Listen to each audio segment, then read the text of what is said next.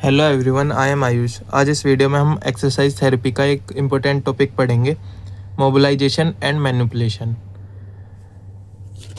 Mobilisation and manipulation पढ़ेंगे, ठीक है। तो देखते हैं क्या होता है। Both mobilisation and manipulation are manual therapy techniques used by physiotherapist to treat musculoskeletal dysfunction, ठीक है। जो मोबिलाइजेशन और मैनिपुलेशन होती है वो दोनों ही मैनुअल थेरेपी होती है, टेक्निक होती है, used by physiotherapist to treat musculoskeletal dysfunction. जो भी मस्कुलोस्केलेटल डिसफंक्शंस होते हैं ना, उनको ट्रीट करने के लिए मोबिलाइजेशन और मैनिपुलेशन टेक्निक का यूज़ करते हैं, और ये मैनुअल थेरेपी टेक्निक होती है। By restoring joint mobility, reducing pain and improving function. अभी मस्कुलोस्केलेटल डिसफंक्शन को ट्रीट कैसे करती है? जॉइंट मोबिलिटी को रिस्टोर करके, जॉइंट की मोबिलिटी को रिस्टोर करके, रिड्यूसिंग पेन रिड्यूस करके, एंड इम्प्रूविंग फंक्शन, और जॉइंट फंक्शन को इम्प्रूव करके। They primarily targets joints, soft tissues and nerve system, ठीक है। ये जॉइंट को टारगेट करता है, सॉफ्ट टिश्यूज को टारगेट करता है, मतलब जॉइंट के अराउंड जो सॉफ्ट टिश्यूज होते हैं, और नर्वस सिस्टम को टारगेट करता है, कि रिसेप्टर्स वगैरह को स्टिमुलेट करता है ना, पेन रिडक्शन के लिए। अब देखते हैं मोबिलाइजेशन क्या होता है। Joint mobilisation. Mobilisation is a passive repetitive movement applied to a joint and its related soft tissues, ठीक है, at varying speed and amplitude, restore mobility and reduce pen.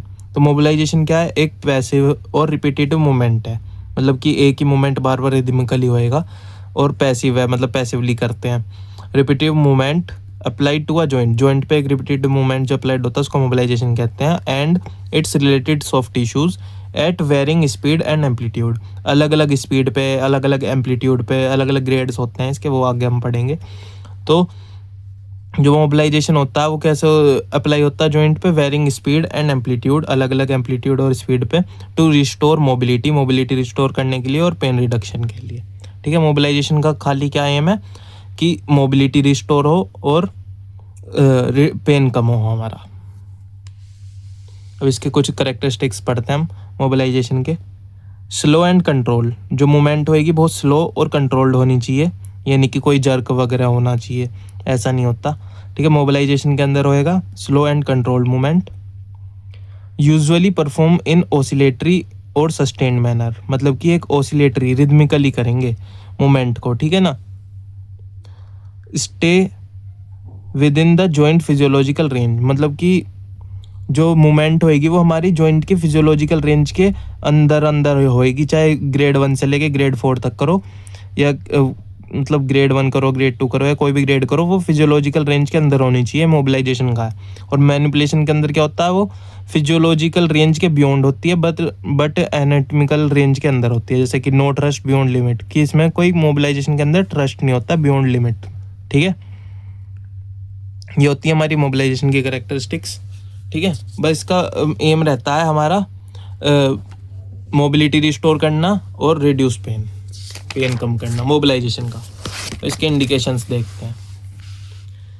Indications of mobilisation. पहला है joint stiffness, hypomobility, कि joint stiffness हुआ है उसमें वो हम अप्लाई करेंगे मोबिलाइजेशन, या कोई क्रोनिक पेन है, post traumatic and post immobilisation joint restrictions, कि कोई ट्रोमा हुआ है, उसके बाद जॉइंट रेस्ट्रिक्शन हुआ, मूवमेंट रोक दी थी, इमोबिलाइजेशन हो गया था, उसके बाद जो जॉइंट में स्टिफनेस आई है वो चीज़ को जॉइंट में को जो भी रेस्ट्रिक्शन आई है उसमें हम मोबिलाइजेशन देते हैं, ठीक है। और ऑस्टियोआर्थराइटिस में अर्ली स्टेजेस में करते हैं, एडवांस स्टेजेस में नहीं करते हम। ऑस्टियोआर्थराइटिस में अर्ली स्टेजेस में करते हैं, तो इसमें साइनोवियल फ्लूइड अच्छे से सर्कुलेट होता है, न्यूट्रिशन अच्छा मिलता है उसे, और भी बहुत बेनिफिट होते हैं, जॉइंट फंक्शन को मेंटेन करता है ऑस्टियोआर्थराइटिस में, ठीक है, अर्ली स्टेजेस में। तो ये सारे इसके इंडिकेशंस हैं। अब कुछ इसके कॉन्ट्रा इंडिकेशंस पढ़ते हैं। कॉन्ट्रा इंडिकेशंस ऑफ मोबिलाइजेशन में पहला आएगा जॉइंट हाइपर मोबिलिटी। कोई भी हमारा जॉइंट है उसको हाइपर मोबाइल है, वो फिजियोलॉजिकल रेंज उसकी बहुत ज़्यादा बढ़ी हुई है, तो हम उसमें नहीं देंगे मोबिलाइजेशन, ठीक है ना। फ्रैक्चर्स में नहीं देंगे, कोई एक्यूट फ्रैक्चर हुआ है या फिर कोई ट्रोमा हुआ है उसमें नहीं देंगे, ठीक है। एक्टिव इन्फ्लामेशन और इन्फेक्शन एट जॉइंट साइट, मतलब कि कोई भी इन्फ्लामेशन हुई हुई है, एक्टिव चल रही है अभी, और इन्फेक्शन है, तो हम मोबिलाइजेशन अवॉइड करेंगे कुछ दिन। मैलिग्नेंसी मतलब कि कोई ट्यूमरस एरिया है तो वहाँ पे वो उसकी एक्टिविटी को एनहेंस कर देगा, स्टिमुलेट कर देगा, इसलिए मोबिलाइजेशन भी नहीं वहाँ पे नहीं देते। ठीक है, ऑल्टर करता है उसकी एक्टिविटी को, सेलुलर एक्टिविटी को ट्यूमर की। नेक्स्ट आता है हमारा एडवांस ओस्टियोपोरोसिस। ओस्टियोपोरोस मतलब कि बोन जिसमें हमारी पोरस होने लगती है, मतलब कि एक टाइप से वीक होने लगती है, खोखली। तो उसमें अगर एडवांस ओस्टियोपोरोसिस तो उसमें हम वो नहीं देंगे, मोबिलाइजेशन नहीं देंगे। क्यों नहीं देंगे? क्योंकि रिस्क ऑफ फ्रैक्चर बहुत ज़्यादा होता है कि फ्रैक्चर हो जाएगी, बोन ब्रेक हो जाएगी। ठीक है, नेक्स्ट पढ़ते हैं हम मैनिपुलेशन के बारे में। मैनिपुलेशन क्या होता है? Manipulation is a high velocity and low amplitude thrust technique.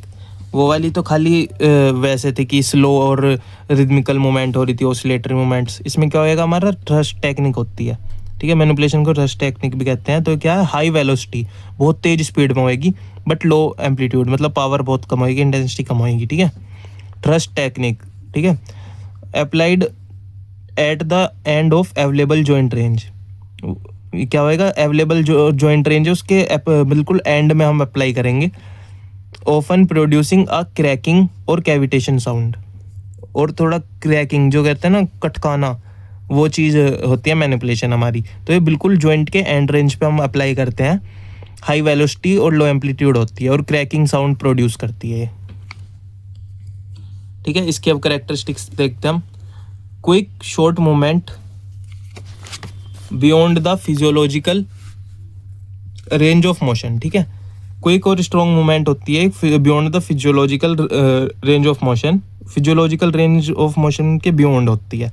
हमारी मोबिलाइजेशन क्या हो रही थी, वो फिजियोलॉजिकल रेंज के विद इन हो रही थी, मतलब उसके अंदर अंदर होती है, उसके बाहर होती है, मतलब बियॉन्ड होती है, but within anatomical limit. But anatomical limit में, अगर अनैटमिकल लिमिट भी क्रॉस कर दी तो फ्रैक्चर हो जाएगा या फिर डिसलोकेशन हो जाएगा। ठीक है, जॉइंट में। तो ये नहीं करना, हमें अनैटमिकल लिमिट का ध्यान रखना है, उसके अंदर कराना है, but beyond the physiological range of motion हम कराते हैं इसको, मैनिपुलेशन को। Require greater skill and precision. इसमें मतलब कराने के लिए बहुत ग्रेटर स्किल की ज़रूरत है और प्रिसीजन का बड़ा ध्यानपूर्वक कराना चाहिए हमें। खैर इसमें बहुत ज़्यादा स्किल की ज़रूरत होती है। तो ये क्यों, इसलिए पता क्यों होती है? क्योंकि है ना, इसमें रिस्क ऑफ इंजरी बहुत ज़्यादा होता है मैनिपुलेशन में, कि कोई नर्व इंजरी ना हो जाए, कोई वेस्कुलर डाइसेक्शन ना हो जाए, है ना, ये, या फिर और कोई जॉइंट डिसलोकेशन ना हो जाए। तो इसमें बहुत स्किल और प्रिसीजन चाहिए होता है। ठीक है, often use for acute restriction.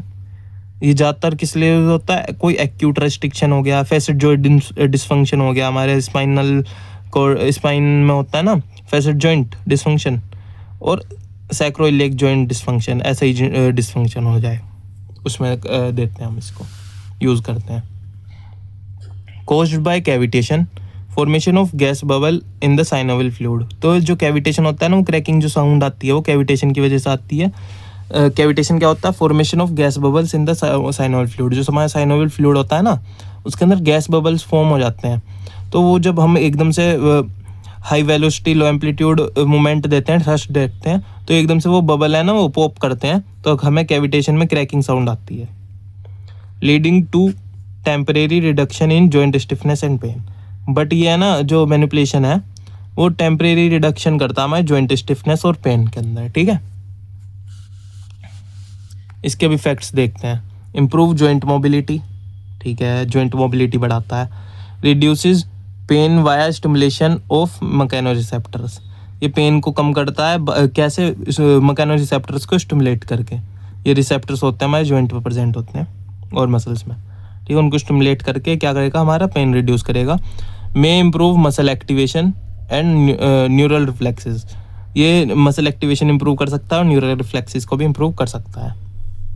इसके इंडिकेशंस देखते हैं, जैसे कि एक्यूट जॉइंट लॉकिंग, कोई एक्यूट जॉइंट लॉक हो गया, मैकेनिकल जॉइंट फंक्शन, ठीक है, डिसफंक्शन, फेसेट जॉइंट डिसफंक्शन इन स्पाइन, सैक्रोइलियक जॉइंट डिसफंक्शन। ये सारे हमारे होते हैं इंडिकेशंस। इन केसेस में हमको वो देना होता है मैनिपुलेशन।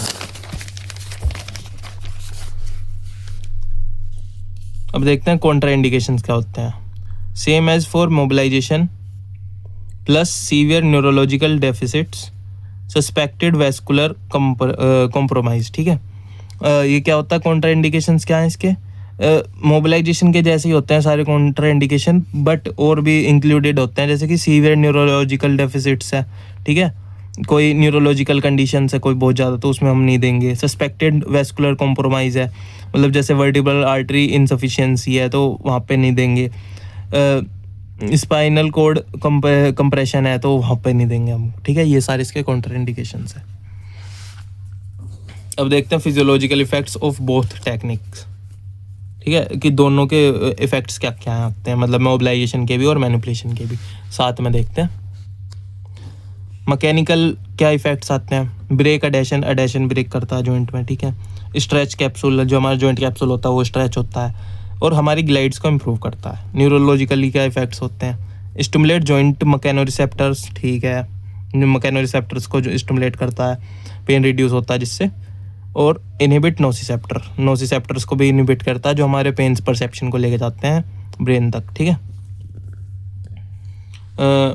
नेक्स्ट आता है हमारा सर्कुलेटरी इफेक्ट्स क्या क्या होते हैं, ठीक है।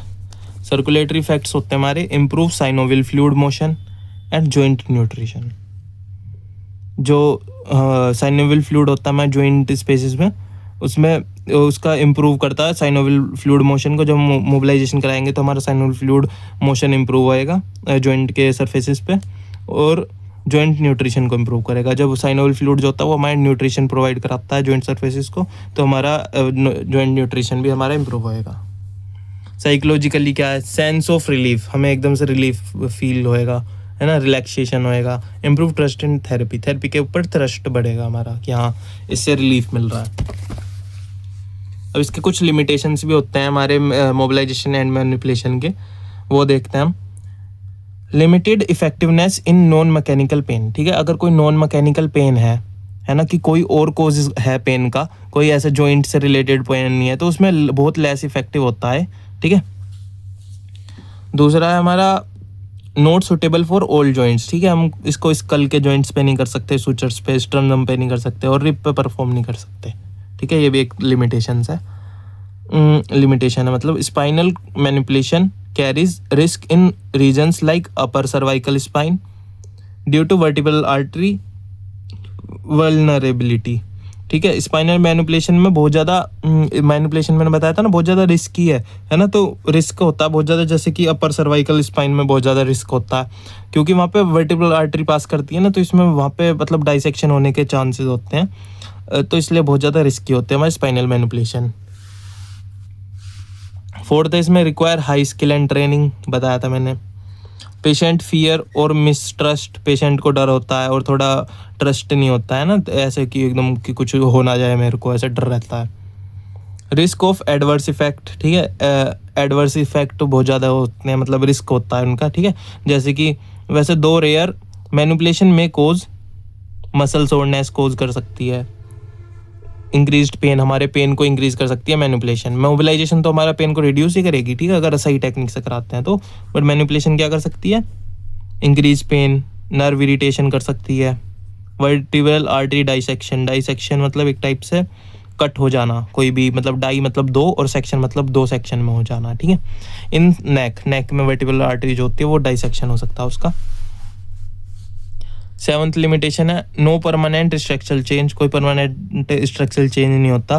This technique do not correct structural deformities like scoliosis और सीवियर जॉइंट डिजनरेशन, उनको ये ट्रीट नहीं कर सकता है कि कोई स्ट्रक्चरल चेंज हुआ हुआ है बॉडी के अंदर तो उसको ट्रीट कर दे, ऐसा नहीं है कुछ भी, ठीक है। आज की इस वीडियो में हम इतना ही, हम अब आगे पढ़ेंगे मैटलैंड कॉन्सेप्ट, मैकेंजी और इसके ग्रेडेड पढ़ेंगे मैटलैंड के जो भी हैं, और मुलिगन कॉन्सेप्ट भी हम पढ़ेंगे, तो सब कुछ कवर करेंगे सेकंड पार्ट में, मोबिलाइजेशन एंड मैनिपुलेशन के सेकंड पार्ट में, ठीक है।